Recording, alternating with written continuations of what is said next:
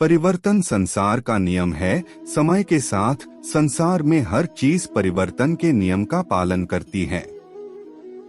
सत्य कभी दावा नहीं करता कि मैं सत्य हूँ, लेकिन झूठ हमेशा दावा करता है कि सिर्फ मैं ही सत्य हूँ। नर्क के 3 द्वार हैं: वासना, क्रोध और लालच। किसी का अच्छा ना कर सको तो बुरा भी मत करना, क्योंकि दुनिया कमजोर है, लेकिन दुनिया बनाने वाला नहीं। सदैव संदेह करने वाले व्यक्ति के लिए प्रसन्नता ना इस लोक में है ना ही कहीं और। जो चीजें हमारे दायरे से बाहर हो उसमें समय गंवाना मूर्खता ही होगी। न तो यह शरीर तुम्हारा है और न ही तुम इस शरीर के मालिक हो। यह शरीर 5 तत्वों से बना है: आग, जल, वायु, पृथ्वी और आकाश। एक दिन यह शरीर इन्हीं 5 तत्वों में विलीन हो जाएगा। जिंदगी में हम कितने सही हैं और कितने गलत हैं, यह केवल 2 लोग जानते हैं, एक परमात्मा और दूसरी हमारी अंतरात्मा। परिवर्तन ही संसार का नियम है।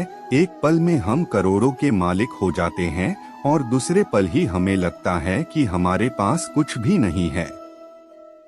क्रोध से भ्रम पैदा होता है, भ्रम से बुद्धि व्यग्र होती है, जब बुद्धि व्यग्र होती है तब तर्क नष्ट हो जाता है, जब तर्क नष्ट होता है तब व्यक्ति का पतन हो जाता है। जैसे अंधेरे में प्रकाश की ज्योति जगमगाती है, ठीक उसी प्रकार से सत्य की चमक भी कभी फीकी नहीं पड़ती। इसलिए व्यक्ति को सदैव सत्य के मार्ग पर चलना चाहिए। मनुष्य जिस रूप में ईश्वर को याद करता है, ईश्वर भी उसे उसी रूप में दर्शन देते हैं। अपने आप को भगवान के प्रति समर्पित कर दो, यही सबसे बड़ा सहारा है। जो कोई भी इस सहारे को पहचान गया है, वह डर, चिंता और दुखों से आजाद रहता है।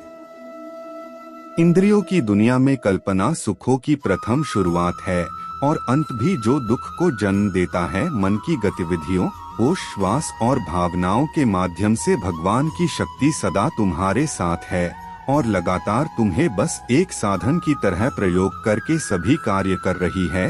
बुरे कर्म करने वाले सबसे नीच व्यक्ति जो राक्षसी प्रवृत्तियों से जुड़े हुए हैं और जिनकी बुद्धि माया ने हर ली है, वो मेरी पूजा या मुझे पाने का प्रयास नहीं करते। बुद्धिमान को अपनी चेतना को एकजुट करना चाहिए और फल के लिए इच्छा छोड़ देनी चाहिए। सज्जन व्यक्तियों को सदैव अच्छा व्यवहार करना चाहिए, क्योंकि इन्हीं के पद चिन्हों पर सामान्य व्यक्ति अपने रास्ते चुनता है।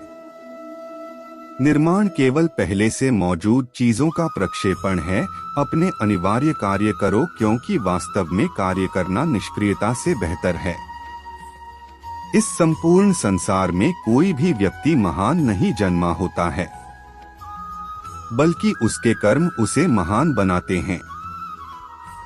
गीता में कहा गया है, कोई भी अपने कर्म से भाग नहीं सकता, कर्म का फल तो भुगतना ही पड़ता है। अपने कर्म का पालन करो, क्योंकि वास्तव में कर्म अकर्म से बेहतर है।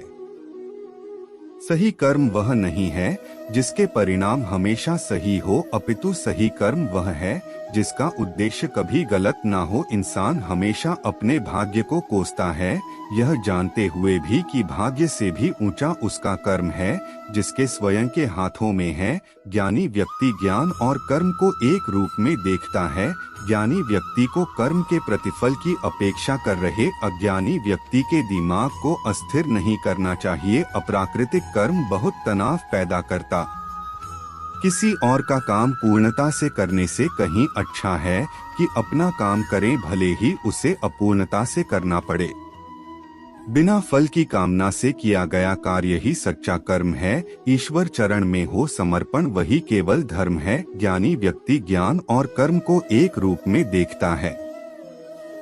अच्छे कर्म करने के बावजूद भी लोग केवल आपकी बुराइयां ही याद रखेंगे। इसलिए लोग क्या कहते हैं, इस पर ध्यान मत दो, तुम अपना कर्म करते रहो। जो आत्मा को मारने वाला समझता है और जो इसको मरा समझता है, वे दोनों ही नहीं जानते हैं, क्योंकि यह आत्मा न मरता है और न मारा जाता है। वह जो मृत्यु के समय मुझे स्मरण करते हुए अपना शरीर त्यागता है, वह मेरे धाम को प्राप्त होता है, इसमें कोई संशय नहीं है।